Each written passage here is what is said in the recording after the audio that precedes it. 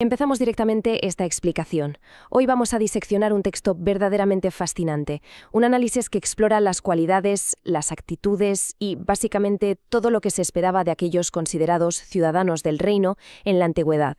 Nuestro objetivo hoy es desglosar este documento de una manera súper clara y objetiva, para entender cómo funcionaba exactamente este marco de comunidad.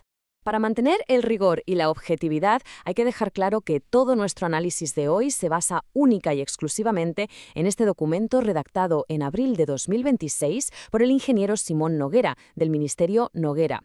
Todo, absolutamente todo lo que vamos a comentar proviene de este texto, así que vamos a analizar estas ideas en su contexto original, sin inventarnos nada ni añadir suposiciones de fuera.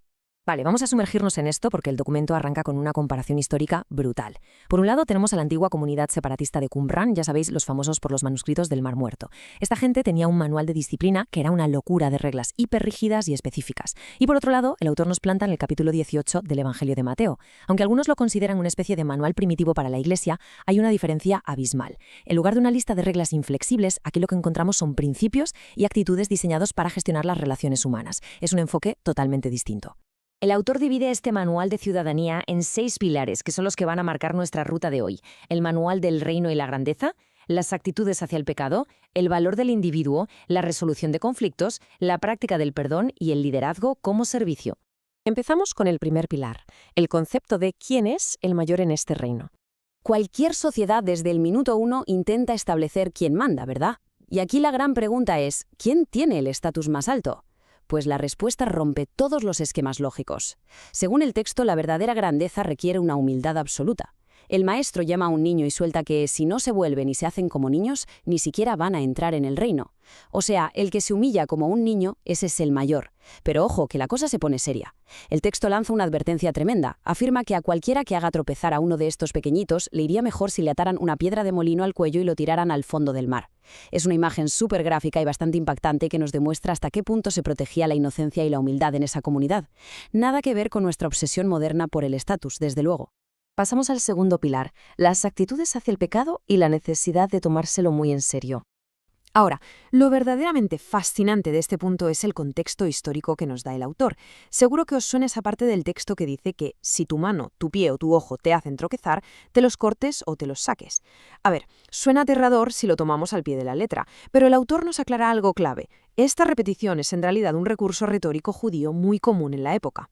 Cuando decían lo mismo 2 o 3 veces usando imágenes tan extremas, no estaban dando una orden médica de mutilación, ni mucho menos. Era una forma cultural de decir, oye, que hablo muy en serio. Es un llamado dramático a cortar de raíz cualquier cosa que cause un daño moral interno. Tercer pilar, el valor incalculable de cada individuo. Para entender este punto, el texto tira de la conocidísima parábola de la oveja perdida.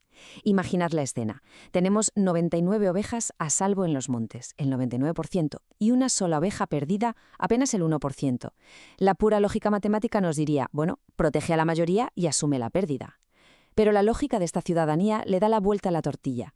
El pastor deja las 99 y se va a buscar a esa única oveja. El documento lo deja clarísimo. No es la voluntad del Padre que se pierda ni uno solo de estos pequeñitos. Y aquí el autor añade un apunte analítico buenísimo. Conecta esta forma extrema de valorar al individuo con otra enseñanza del texto, la parábola de la perla de gran valor. El mensaje central es que, en este marco de comunidad, el valor no se mide al peso o en grandes multitudes, sino en la importancia inestimable de cada persona a nivel individual, por insignificante que pueda parecer desde fuera. Llegamos al cuarto pilar, la resolución de conflictos, cómo lidiar con los problemas del día a día. Seamos sinceros, en cualquier grupo humano van a saltar chispas. Por eso, el manual establece un procedimiento súper estructurado de 3 pasos. Paso 1, si hay un problema, ve y habla con la persona a solas, discreto y respetuoso. Si eso no funciona, pasamos al paso 2, llévate a 1 o 2 testigos. Y si la cosa sigue bloqueada, el paso 3 es exponerlo ante toda la iglesia o congregación. Si la persona se niega a escuchar incluso en esta última instancia, el texto dice que se le debe tratar como a un gentil y publicano, lo que en aquel contexto significaba la exclusión de la comunidad íntima. Es un sistema escalonado y muy directo. Pero ojo, este proceso no es un simple trámite burocrático. Viene cargado de una autoridad espiritual tremenda. El texto afirma que todo lo que la comunidad ate o desate en la tierra se va a reflejar en el cielo. Y culmina con una promesa mítica, donde 2 o 3 se ponen de acuerdo y se congregan en su nombre, allí mismo reside la máxima autoridad espiritual en medio de ellos. Quinto pilar, la práctica del perdón. Y hablamos de un perdón radical, eso de perdonar hasta 70 veces 7. Y esto se ilustra de maravilla con una parábola que plantea un contraste casi absurdo. Por una parte, tenemos a un rey que le perdona a su siervo una deuda monumental, unos 10.000 talentos, algo literalmente impagable en la época. El rey se compadece y se la perdona toda.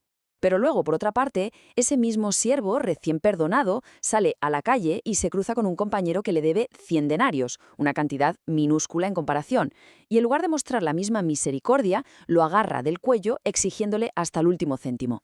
El texto detalla cómo acaba este siervo despiadado, y no es bonito. Al asfixiar a su compañero y meterlo en la cárcel provoca la indignación de todos. Cuando el señor se entera de esto, monta en cólera. Lo llama siervo malvado, le retira el perdón anterior y lo entrega a los verdugos hasta que pague la enorme deuda original. La lección que extrae el documento es fulminante. La obligación de perdonar a los demás, de todo corazón, no es una simple sugerencia, es un requisito innegociable por el perdón que tú mismo has recibido. Es un espejo bastante incómodo de nuestras propias hipocresías, ¿verdad? Nos recuerda lo fácil que es exigir una justicia implacable para los demás mientras esperamos que nos perdonen todo a nosotros. Sexto y último pilar, el liderazgo entendido como servicio. Aquí el autor traza una línea clarísima. Nos muestra el estilo de liderazgo del mundo, representado por los príncipes de los gentiles, esa gente que ejerce el dominio y usa su autoridad simplemente para imponerse y mandar. Pero el modelo que se exige a los ciudadanos de este reino es el polo opuesto. El que quiera ser grande tiene que ser el servidor de los demás, y el que quiera ser el primero debe convertirse en un sirviente.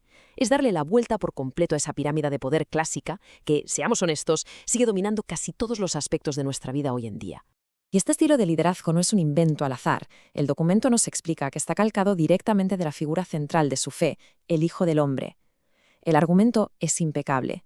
Si la máxima figura de autoridad no vino para que les sirvieran, sino para servir a los demás y hasta entregar su propia vida como rescate, pues no hay ningún líder en esta comunidad que pueda exigir privilegios.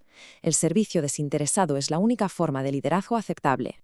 Y con esto llegamos a la conclusión final del documento, un cara a cara entre los líderes modernos y estas enseñanzas originales. Después de analizar estos 6 pilares, la humildad extrema, la gravedad del pecado, el valor incalculable del individuo, cómo resolver conflictos, el perdón radical y el liderazgo como servicio, el autor cierra con una observación súper crítica y una pregunta que da mucho que pensar. Sugiere que hoy en día la gente tiende a hacerle mucho más caso a sus líderes religiosos contemporáneos que a las palabras originales y radicales del rabino Yeshua. Nos deja con una reflexión bastante profunda. Si estas son de verdad las cualidades que se exigen para ser un ciudadano del reino, ¿estamos prestando atención al manual original o nos hemos montado versiones modernas, mucho más cómodas y a nuestra medida? Una pregunta fantástica para cerrar nuestra explicación de hoy. Esperamos que este análisis os haya dado una visión mucho más clara de este fascinante texto histórico.